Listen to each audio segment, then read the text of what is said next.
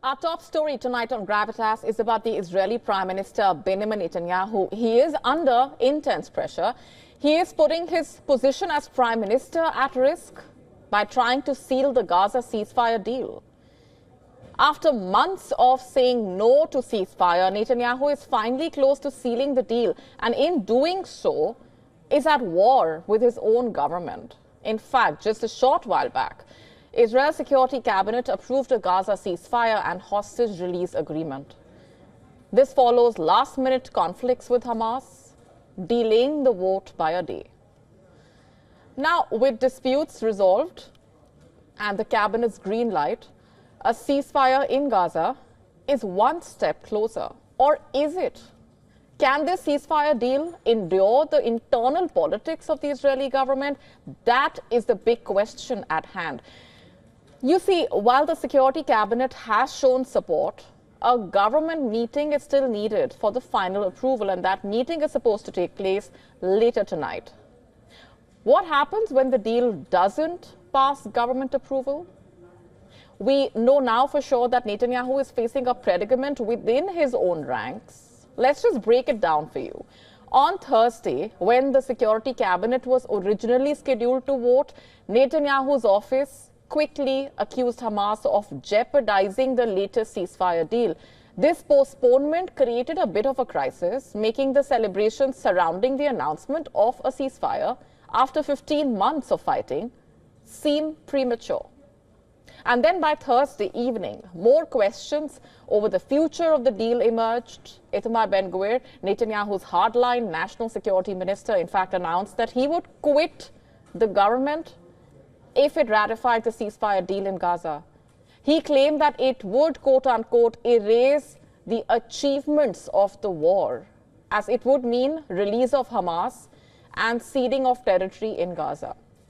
And this came as a blow to Netanyahu. You see, Netanyahu, who has been so keen to hold on to power as prime minister, is heavily dependent on the far-right elements of Israeli political class for his survival.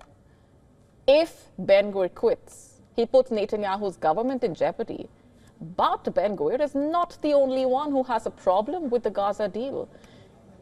Israeli Finance Minister Bezalel Smotrich has also expressed conditional support for the hostage deal. Smotrich has threatened that his party would leave the government if it did not receive assurances in advance that the IDF would resume its military operations in Gaza.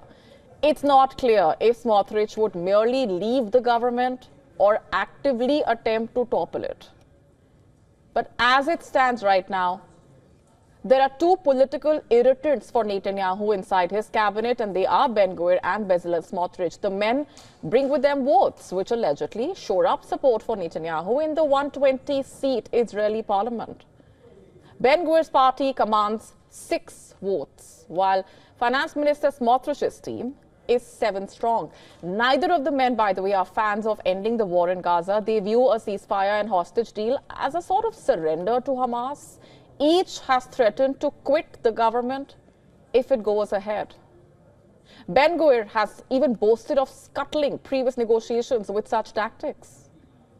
On Thursday night, local time, Ben-Gvir held a press conference where he reiterated that he would leave Netanyahu's coalition if a ceasefire went ahead. And with such opposition within the Israeli government, what hope is there for a ceasefire deal, really?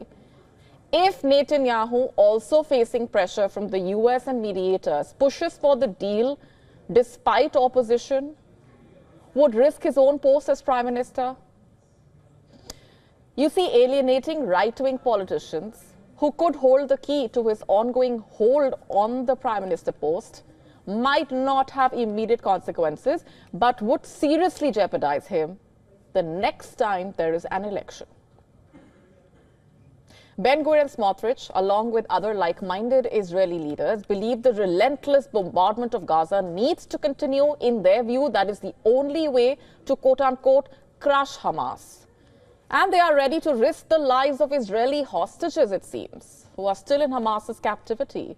Remember, 33 hostages are slated to be released by Hamas in the first phase of the proposed ceasefire. In total, there are reportedly 98 hostages still in Gaza. Some investigations by the Israel Defense Forces reportedly have suggested that some of the Israeli hostages who have been killed in the war so far have died as a result of the Israeli operation, either by falling victim to Israel's own strikes or potentially being killed by Hamas in retaliation for IDF missiles being launched close to their strongholds.